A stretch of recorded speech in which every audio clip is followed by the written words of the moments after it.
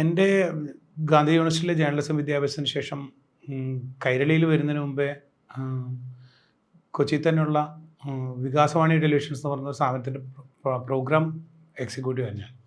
Programme executive എന്ന് പറഞ്ഞാൽ 5 or 6 പ്രൊഡ്യൂസേഴ്സിനെ content വൈസും മറ്റ് പ്രൊഡക്ഷൻ വൈസും നയിക്കേണ്ട ചുമതലയുള്ള ഒരാളായിരുന്നു.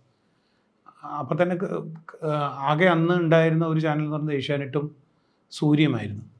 അപ്പോൾ നമുക്ക് മുമ്പിൽ ബദൽ വെക്കാൻ പറ്റുന്ന ഒരു ചാനൽ ഉണ്ടാവണം എന്നുള്ള ആഗ്രഹവും, പ്രത്യേകിച്ചും കൊച്ചിയിൽ നിന്ന് തുടങ്ങുന്ന ഇതിൻ്റെ സാധ്യതകളും. മറ്റേതെല്ലാം തിരുവനന്തപുരത്ത് സെൻട്രലൈസ്ഡ് ആയിരുന്നല്ലോ, ദൂരദർശനാണെങ്കിലും ഏഷ്യാനെറ്റാണെങ്കിലും സൂര്യയാണെങ്കിലും. അപ്പോൾ കൊച്ചിയിൽ നിന്ന് ഒരു ബദൽ വെക്കുമ്പോൾ സ്വാഭാവികമായിട്ടും, കാരണം വരുന്ന മുഖങ്ങളും ചർച്ചകളിൽ പങ്കെടുക്കുന്ന ആളുകൾക്കും ആശയങ്ങൾക്കും എല്ലാം ഒരു തിരുവിതാംകൂർ ഒരു തലസ്ഥാനത്തിൻ്റെ മാത്രം ഒരു ചൊവ്വ വന്നിരിക്കുന്ന ഒരു കാലഘട്ടത്തിൽ പുതിയൊരു ചാനലെന്ന് വികാസവാണി ടെലിവിഷൻ പ്ലാൻ ചെയ്തപ്പോൾ എനിക്ക് കുറേ ഐഡിയകളുണ്ടായിരുന്നു. എൻ്റെ കൂടെ വർക്ക് ചെയ്ത പ്രൊഡ്യൂസേഴ്സ് എല്ലാം വളരെ മിടുക്കന്മാരും മിടുക്കികളായിരുന്നു. നമിതയായാലും ആൻഡോയായാലും അൻവർ റഷീദ് അടക്കമുള്ള പ്രൊഡ്യൂസേഴ്സാണ്. പക്ഷേ അതെന്തോ നടന്നില്ല. അതിന് ശേഷമാണ് ഈ കൈരളി തുടങ്ങുന്നത്. അപ്പോൾ കൈരളിയിലേക്കൊരു പ്രോഗ്രാം അസിസ്റ്റൻറ്റ് പ്രൊഡ്യൂസറായിട്ട് വരുമ്പോൾ എന്നോട് എന്തൊക്കെ പ്രോഗ്രാം ചെയ്യാൻ പറ്റുമെന്ന് ചോദിച്ചപ്പോൾ പൊതുവേ ഒരു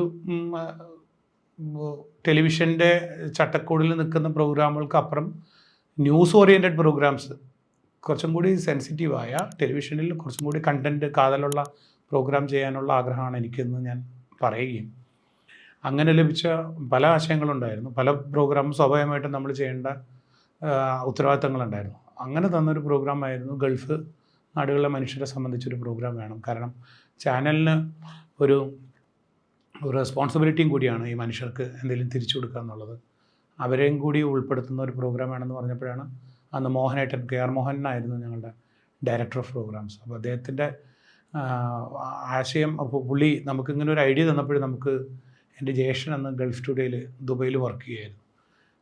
അപ്പോൾ പുള്ളി കുറച്ച് നാളായിട്ട് ഗൾഫ് മേഖലയിൽ നടക്കുന്ന പത്രപ്രവർത്തനത്തിൻ്റെ ധാരണയുള്ള ഒരാളായിരുന്നു. അതേസമയം പേഴ്സണലായിട്ട് കുടുംബത്തിലുണ്ടായ 1-2 വിഷയങ്ങളിലും ആലോചിച്ചപ്പോഴാണ് പ്രവാസലോകം എന്ന് പറയുന്ന ആശയം ഉടലെടുക്കുന്നത്.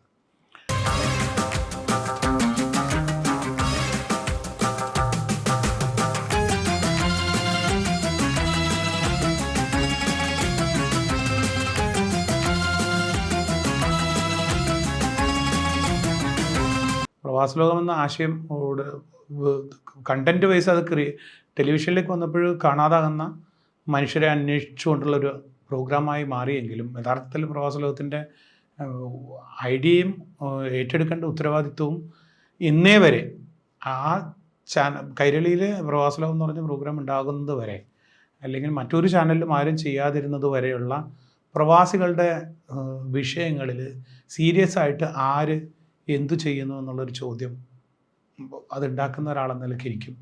അതിൻ്റെ ആശയം രൂപീകരിച്ച നാളുകൾക്ക് എൻ്റെ ജ്യേഷ്ഠനും അതിന് സപ്പോർട്ട് തരുന്ന ഒരു മാധ്യമം എന്ന നിലയ്ക്ക് കൈരളിക്കുണ്ടായിരുന്നു. സ്വാഭാവികമായിട്ടും അതിൻ്റെ എല്ലാം ഒരു പരിവർത്തനമാണ് പ്രവാസലോകം.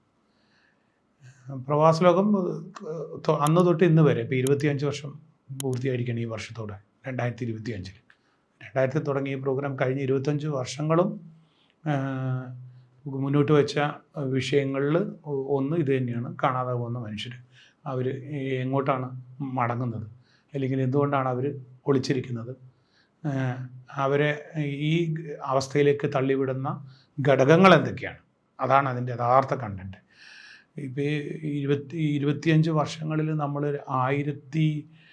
ഇന്നലെ ഇപ്പോൾ 1091 എപ്പിസോഡുകളിലും ഓരോ ആഴ്ചയും ഏതെങ്കിലും ഒരു മനുഷ്യൻ്റെ, മുമ്പൊക്കെ 2 ഉണ്ടായിരുന്നു, ഇപ്പോൾ ഒരു വിഷയം നമ്മൾ കൈകാര്യം ചെയ്യുന്നു. ആ വിഷയം തന്നെ ഒരു കഥയാണ്. അതൊരു ആടുജീവിതത്തിൻ്റെ കഥയാണ്, അതൊരു ആയിഷയുടെ കഥയാണ്, അതൊരു ഗർഷോമിൻ്റെ കഥയാണ്. അങ്ങനെ നമ്മൾ കണ്ടിട്ടുള്ള 1-2 സിനിമകളിൽ മാത്രം ഒതുങ്ങിക്കുന്ന ആയിരക്കണക്കിന് കഥകളാണ് പ്രവാസലോകത്തിൽ നടന്നത്. ഈ മനുഷ്യരുടെ ഒരു ഇൻഡിവിജ്വലിൻ്റെ കഥയല്ല, അയാൾ എത്തപ്പെട്ട സാഹചര്യങ്ങൾ, അയാളുടെ ചുറ്റും സിസ്റ്റം അല്ലെങ്കിൽ പോളിസീസ്, ഗവൺമെൻറ് പോളിസീസ്, അയാളെ സ്വീകരിച്ച രാജ്യമായാലും അയാളെ പറഞ്ഞയച്ച നമ്മുടെ രാജ്യമായാലും ഉണ്ടാക്കിയിട്ടുള്ള, അയാളെ ഈ അവസ്ഥയിലേക്ക് എത്തിച്ച സിസ്റ്റത്തിൻ്റെ കുഴപ്പങ്ങൾ എന്തായിരുന്നു, അതിനെ മറികടക്കാനുള്ള ആശയങ്ങൾ എന്തായിരുന്നു, അതിൻ്റെ ബദലുകൾ എന്തായിരുന്നു എന്നുള്ള അന്വേഷണമാണ് പ്രവാസലോകം ചെയ്തത്.